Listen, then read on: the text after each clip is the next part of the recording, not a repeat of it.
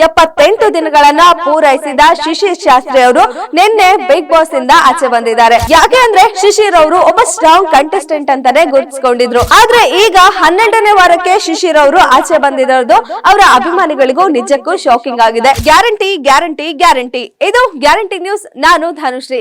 Big boss ಮನೆಯಿಂದ ನಿನ್ನೆ ಶಿಶಿರ್ ಶಾಸ್ತ್ರಿ ಅವರು ಎಲಿಮಿನೇಟ್ ಆಗಿದ್ದಾರೆ. 78 ದಿನಗಳನ್ನ ಪೂರೈಸಿದ ಶಿಶಿರ್ ಶಾಸ್ತ್ರಿ ಅವರು ನಿನ್ನೆ ಬಿಗ್ ಬಾಸ್ ಇಂದ ಆಚೆ ಬಂದಿದ್ದಾರೆ. ಇದು ಅವರ ಅಭಿಮಾನಿಗಳಿಗಂತೂ ಶಾಕಿಂಗ್ ಆಗಿದೆ. ಯಾಕೆ ಅಂದ್ರೆ ಶಿಶಿರ್ ಅವರು ಒಬ್ಬ ಸ್ಟ್ರಾಂಗ್ ಕಂಟೆಸ್ಟೆಂಟ್ ಅಂತಾನೆ ಗುರುತಿಸಿಕೊಂಡಿದ್ರು. ಇವರು ಗೆಲ್ಲೋ ಸ್ಪರ್ಧಿ, ಅಟ್ಲೀಸ್ಟ್ ಟಾಪ್ 5 ಅಲ್ಲಾದ್ರೂ ಇರ್ತಾರೆ ಅಂತ ಅವರ ಅಭಿಮಾನಿಗಳು ಅನ್ಕೊಂಡಿದ್ರು. ಆದ್ರೆ ಈಗ 12ನೇ ವಾರಕ್ಕೆ ಶಿಶಿರ್ ಅವರು ಆಚೆ ಬಂದಿರೋದು ಅವರ ಅಭಿಮಾನಿಗಳಿಗೂ ನಿಜಕ್ಕೂ ಶಾಕಿಂಗ್ ಆಗಿದೆ. ಸ್ವತಃ ಶಿಶಿರ್ ಅವ್ರಿಗೂ ಕೂಡ ತಾವು ಇಷ್ಟು ಬೇಗ ಆಚೆ ಬಂದಿರೋದು ಒಂದು ರೀತಿಯಲ್ಲಿ ಶಾಕಿಂಗ್ ಅನ್ನಿಸ್ತಾ ಇದೆ. ಇನ್ನು ಶಿಶಿರ್ ಅವರು ಇಷ್ಟು ಬೇಗ ಬಿಗ್ ಬಾಸ್ ಮನೆಯಿಂದ ಆಚೆ ಬರೋಕೆ ಕಾರಣ ಏನು ಅನ್ನೋದನ್ನ ನೋಡೋದಾದ್ರೆ, ಶಿಶಿರ್ ಅವರು ಒಂದು ಸ್ಟ್ರಾಂಗ್ ಕಂಟೆಸ್ಟೆಂಟ್ ಆಗಿದ್ರು. ಅವರು ಇಷ್ಟು ಬೇಗ ಆಚೆ ಬರ್ತಾರೆ ಅಂತ ಯಾರು ಕೂಡ ಅನ್ಕೊಂಡಿರ್ಲಿಲ್ಲ. ಆದ್ರೆ ಈಗ ಅವರು ಬಿಗ್ ಬಾಸ್ ಮನೆಯಿಂದ ಆಚೆ ಬಂದಿದ್ದಾರೆ. ಇನ್ನು ಇದಕ್ಕೆ ಎಲ್ಲರೂ ಹೇಳ್ತಿರೋ ಕಾರಣ ಏನು ಅಂತ ನೋಡೋದಾದ್ರೆ, ಅವರು ಬಿಗ್ ಬಾಸ್ ಮನೆಯಲ್ಲಿ ಮೊದಲ 3 ವಾರಗಳಲ್ಲಿ ತುಂಬಾ ಚೆನ್ನಾಗಿ ಆಟ ಆಡಿದ್ರು. ತಮ್ಮನ್ನು ತಾವು ಒಬ್ಬ ಸ್ಟ್ರಾಂಗ್ ಕಂಟೆಸ್ಟೆಂಟ್ ಅಂತ ಗುರುತಿಸಿಕೊಂಡಿದ್ರು. ಆದ್ರೆ ನಂತರದ ದಿನಗಳಲ್ಲಿ ಅವ್ರು ಎಲ್ಲೋ ಒಂದ್ ಕಡೆ ಸೈಲೆಂಟ್ ಆದ್ರು. ಅವ್ರದೇ ಆದ ಒಂದು ಕಂಫರ್ಟ್ ಝೋನ್ ಕ್ರಿಯೇಟ್ ಮಾಡ್ಕೊಂಡು ಅದ್ರಲ್ಲಿ ಇದ್ರು ಅಂತ ನೋಡೋರಿಗಾಗ್ಲಿ ಸ್ವತಃ ಮನೇಲಿರೋರಿಗೂ ಕೂಡ ಹಾಗೆ ಅನ್ಸಿತ್ತು.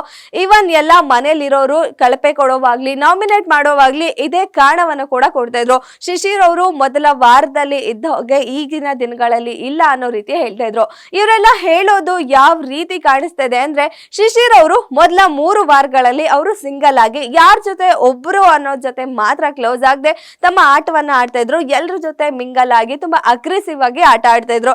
ಆದ್ರೆ ನಂತರದ ದಿನಗಳಲ್ಲಿ ಅವರು ಐಶ್ವರ್ಯ ಅವ್ರ ಜೊತೆ ತುಂಬಾನೇ ಕ್ಲೋಸ್ ಆಗ್ತಾರೆ.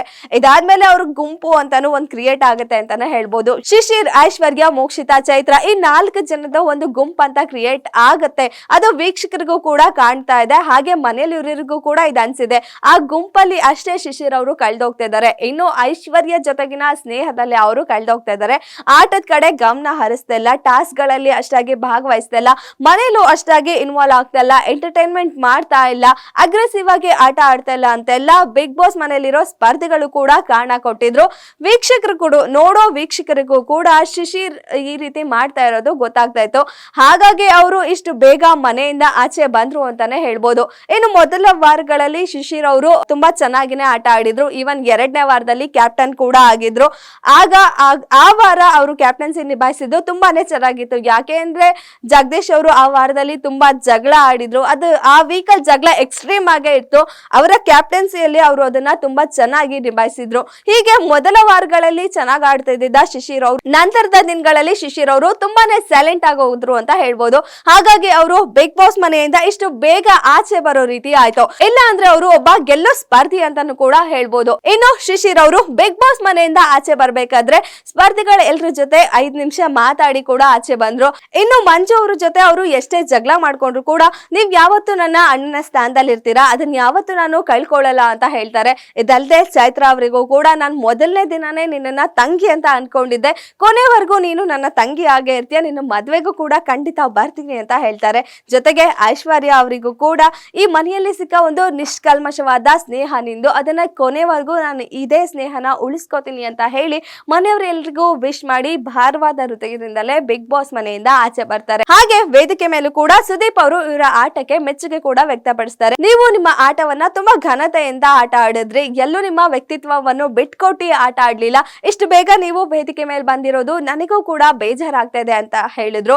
ಇದಕ್ಕೆ ಶಿಶಿರ್ ಅವರು ಕೂಡ, ನಿನ್ಗೆ ಆರೋಗ್ಯ ಸಮಸ್ಯೆ ಇತ್ತು, ಹಾಗಾಗಿ ಕೆಲವೊಂದು ಟಾಸ್ಕ್ ಗಳಲ್ಲಿ ನಾನು ಅಷ್ಟಾಗಿ ಇನ್ವಾಲ್ವ್ ಆಗಕ್ಕೆ ಆಗಿರ್ಲಿಲ್ಲ. ಆದ್ರೆ ಈ ವಾರ ನಾನು ನನ್ನ ಬೆಸ್ಟ್ ಕೊಟ್ಟಿದ್ದೆ, ಈಗ ಎಲಿಮಿನೇಟ್ ಆಗ್ತೀನಿ ಅಂತ ನಾನು ಎಕ್ಸ್ಪೆಕ್ಟ್ ಮಾಡಿರ್ಲಿಲ್ಲ. ಆದ್ರೆ ಬಿಗ್ ಬಾಸ್ ಮನೆ ನನ್ಗೊಂದು ಮೈಲುಗಲ್ಲು ಆಗಿದೆ, ಇಲ್ಲಿಂದ ನನ್ನ ಸೆಕೆಂಡ್ ಅಧ್ಯಾಯ ಶುರು ಆಗತ್ತೆ ಅಂತ ಹೇಳ್ತಾರೆ. ಇನ್ನು ಶಿಶಿರ್ ಶಾಸ್ತ್ರಿ ಅವರಿಗೆ ಬಿಗ್ ಬಾಸ್ ಮನೆಯಲ್ಲಿ ಇದ್ದ ಒಂದು ಚಿಕ್ಕ ಆಸೆ ಕೂಡ ಈಡೇರಿದೆ. ಅದೇನಂದ್ರೆ ಡಿಸೆಂಬರ್ 14 ಅವರ ಹುಟ್ಟುಹಬ್ಬ ಇತ್ತು. ಈ ಬಾರಿಯ ಹುಟ್ಟುಹಬ್ಬವನ್ನ ಬಿಗ್ ಬಾಸ್ ಮನೆಯಲ್ಲಿ ಕಳಿಬೇಕು ಅನ್ನೋದು ಅವರ ಆಸೆ ಆಗಿರುತ್ತೆ. ಅದೇ ರೀತಿ ಅವರ ಹುಟ್ಟುಹಬ್ಬವನ್ನ ಈ ಬಾರಿ ಬಿಗ್ ಬಾಸ್ ಮನೆಯಲ್ಲೇ ಆಚರಿಸ್ಕೊಳ್ತಾರೆ. ಕಿಚ್ಚನ ಪಂಚಾಯತಿಲಿ ಅವರಿಗೆ ಕೇಕ್ ಕೂಡ ಕಟ್ ಮಾಡಿಸ್ತಾರೆ. ನಿನ್ನೆಯ ಸಂಚಿಕೆಯಲ್ಲಿ ಸುದೀಪ್ ಅವರು ಅವರಿಗೊಂದು ಕೋಟ್ ಅನ್ನ ಕೂಡ ಗಿಫ್ಟ್ ಕೊಡ್ತಾರೆ. ಇದರಿಂದ ಅವರು ಪುಟ್ಟ ಆಸೆ ಬಿಗ್ ಬಾಸ್ ಮನೆಯಲ್ಲಿ ನೆರವೇರಿದೆ ಅಂತಾನು ಹೇಳ್ಬೋದು. ಇದಾಗಿತ್ತು ಈ ಹೊತ್ತಿನ ಸ್ಪೆಷಲ್ ಸ್ಟೋರಿ. ಇನ್ನಷ್ಟು ಸುದ್ದಿಗಾಗಿ ನೋಡ್ತಾ ಇರಿ ಗ್ಯಾರಂಟಿ ನ್ಯೂಸ್. ಸುದ್ದಿ ಖಚಿತ, ನ್ಯಾಯ ನಿಶ್ಚಿತ.